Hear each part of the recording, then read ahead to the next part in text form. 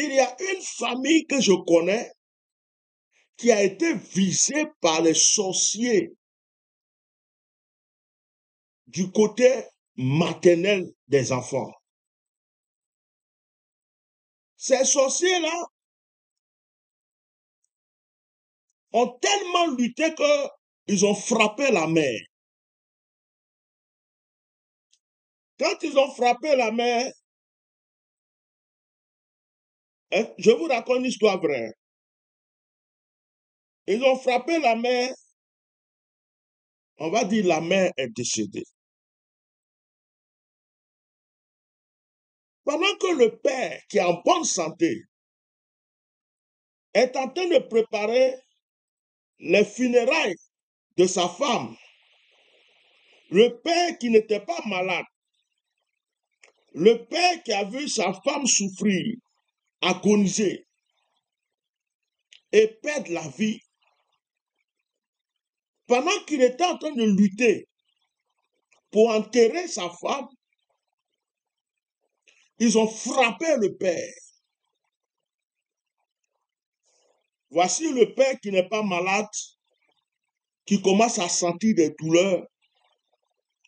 Ses enfants l'envoient à l'hôpital. C'est comme si le père est en train de délirer, il voit des choses, il parle tout seul. Des pasteurs sont passés, des prophètes sont passés, des gens sont allés prier. Or, une semaine après, il devrait enterrer sa femme. Le père aussi meurt. Et les enfants, ils sont 4. En un clin de d'œil, automatiquement, ils se retrouvent sans père, sans mère. La mère décède. 1 ou 2 semaines après, le père accompagne la mère. Au moment où on veut enterrer la mère, le père est parti. Les enfants disent, mais on ne peut pas aller faire 2 funérailles. On ne peut pas enterrer la maman et puis après encore aller enterrer le père. Donc, on va faire 2 cercueils. On va les enterrer les 2 ensemble. Mais pendant ce temps, tout ça a commencé quand la fille, la première de la famille, l'aînée, la seule fille, que les sorciers avaient juré qu'elle ne pourra jamais avoir d'enfant. Quand elle s'est mariée et quand elle a eu son enfant, son premier enfant, le jour où l'enfant est né, 2 jours après, la mère est partie. 1 semaine ou 2 semaines après, le père est parti. Pourquoi je vous raconte cette histoire? C'est qu'en priant, on a reçu encore que ces sorciers-là n'étaient pas satisfaits. Et ils disent, on a pris la tête, mais pour les faire encore mal, on va prendre la queue.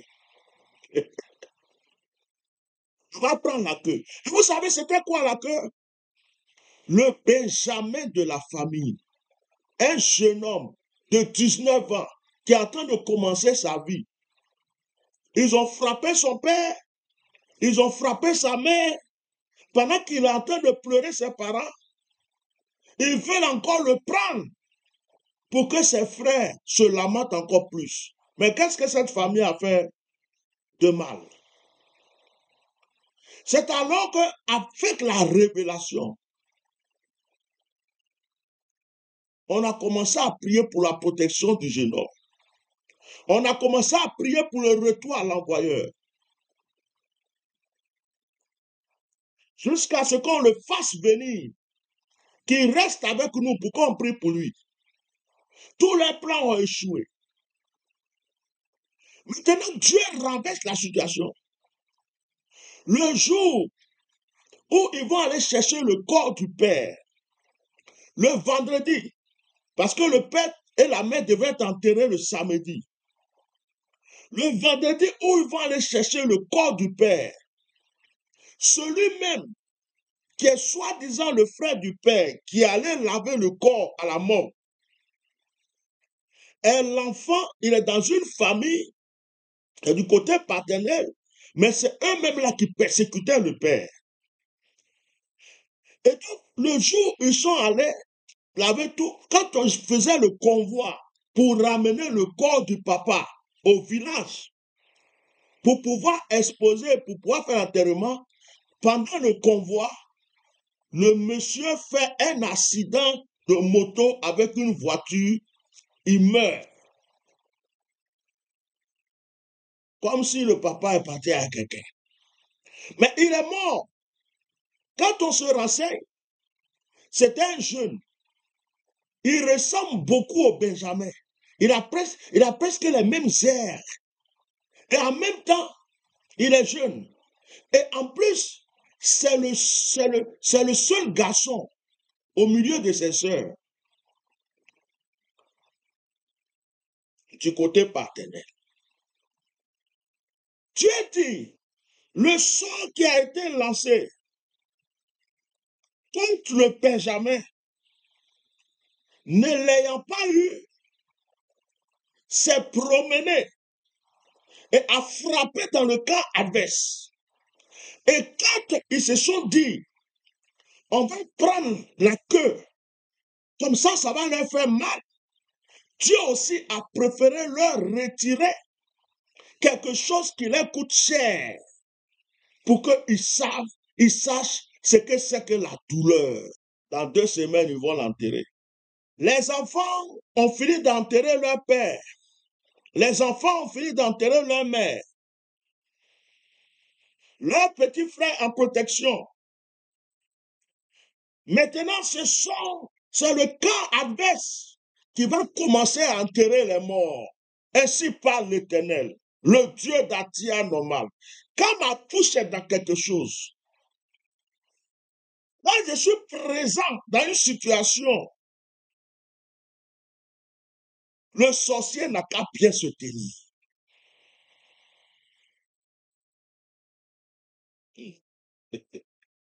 Et ils ont voulu honnir les enfants, les ridiculiser. Même pendant les funérailles, la famille de la mère comme la famille du père n'ont même pas été fichus de donner 1 centime pour pouvoir faire les funérailles, payer la mort, acheter les cercueils, faire des trucs. Mais Dieu, par sa grâce, a trouvé un bon samaritain. Frère, quand Dieu m'a révélé tout ça, pour ceux qui croient que les serviteurs de Dieu prennent l'argent, tous les serviteurs de Dieu prennent l'argent pour faire la fête, pour faire la vie, moi, Bishop Melchisedec, l'argent que je mettais de côté pour finaliser, pour me terrer de mon camp de prière, j'ai envoyé cet argent. J'ai payé, j'ai envoyé pour que le cercueil du père, le cercueil de la mère, le corbillard du père, le corbillard de la mère et la mort, tout soit réglé et qu'on mette un appartement, tout ce qu'il faut. Ce que je pouvais donner, j'ai donné pour que la honte ne soit pas sur ses enfants. Et j'ai prié et je continue de prier pour eux parce que Dieu m'a mis à cœur de le faire. Pourquoi je rends ce témoignage? C'est pour dire à quelqu'un que quand le diable veut ton nid, Dieu va toujours préparer un système par une personne même peut-être que tu ne connais pas. Moi, je n'ai rien fait pour recevoir quelque chose en bénédiction. Je ne cherche même pas de retour. Mais ce qui me réjouit, c'est que j'ai réjoui le cœur de 4 orphelins. 4 orphelins. Une fille, 3 garçons. Le plus grand des garçons me regarde et puis dit, hé, papa, si tu n'étais pas là, comment on allait faire? La fille me regarde Elle pleure, papa, comment on va faire? Ils sont là, ils se demandent, ils disent, c'est Dieu qui a fait. La honte. Ils ont fait un très bel enterrement. Ils ont fait des t-shirts où il y avait la photo de leurs parents. Ils ont pris des cercueils qu'ils voulaient, les corbières qu'ils voulaient. Ils ont fait une cérémonie. De la veillée jusqu'à l'enterrement, il y avait la musique chrétienne, il y avait un groupe musical. Ils ont célébré le départ de leurs parents. Et on voulait prendre le Benjamin. Le sort est retourné contre ceux qui ont voulu le faire.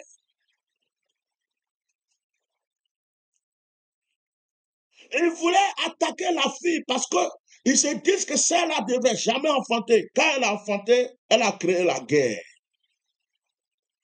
Mais le sort n'a pas fini de tomber sur eux. Je suis venu dire à une personne, l'Éternel est ta protection.